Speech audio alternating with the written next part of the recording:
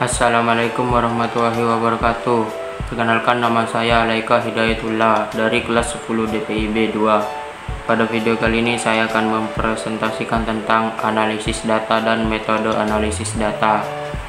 Konsep jenis analisis data. 1. Pengertian analisis data. Data merupakan sekumpulan fakta kejadian atau objek yang dapat dilihat, diukur, dan disimpan dalam format tertentu. 2. Jenis data. Karakteristik data yang dapat diambil, diukur, dihitung, dan dianalisis dapat diklasifikasikan menjadi beberapa tipe, antara lain sebagai berikut.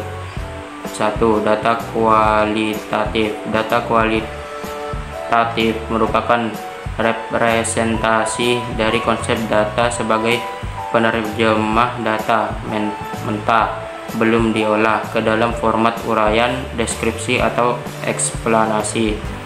2. Data kuantitatif.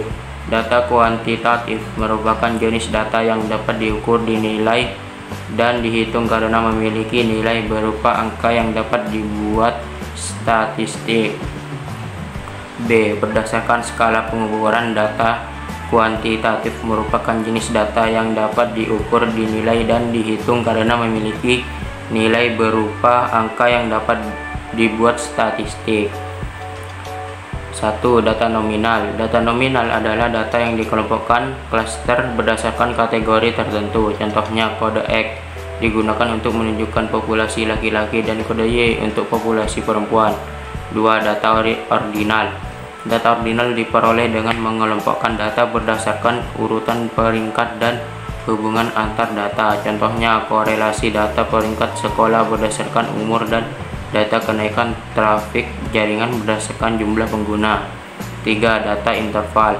Interval atau range yang berarti jangkauan dapat diperoleh melalui mekanisme pengukuran, misalnya pengukuran skor ujian, pengukuran tes IQ, dan lainnya. 4. Data rasio. Data rasio diperoleh dari hasil pengukuran seperti skala jarak panjang dan lainnya. Tipikal data ini berada pada level tertinggi dalam pengukuran data. C. Berdasarkan sumbernya. Berdasarkan sumber data, perolehan data dapat dikategorikan menjadi dua jenis, yaitu sebagai berikut. 1. Data primer.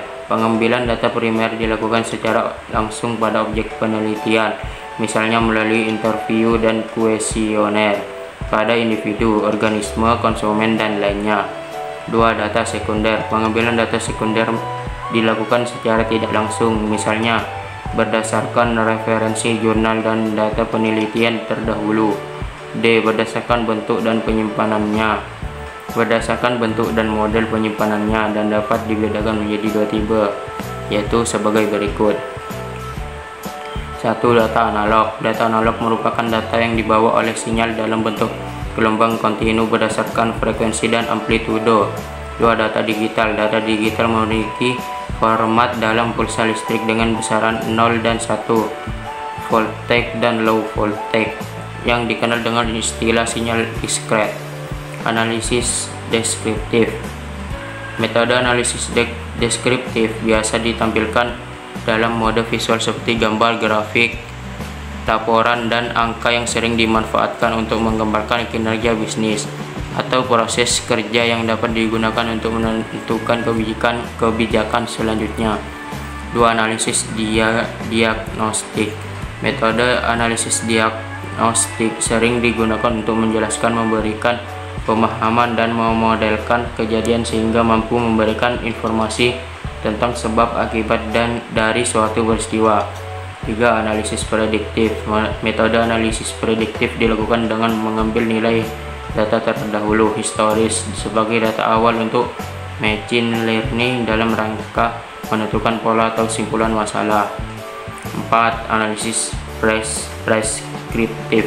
Metode analisis preskriptif mempelajari pola dan tren data yang diambil dalam sebuah penelitian untuk memberikan rujukan atau rekomendasi dalam upaya menjelaskan dan menguraikan potensi implikasi setiap permasalahan. 5. Analisis inferensial. Metode analisis inferensial dilakukan berdasarkan data statistika yang akan mengambil simpulan secara umum. Terima kasih. Wassalamualaikum warahmatullahi wabarakatuh.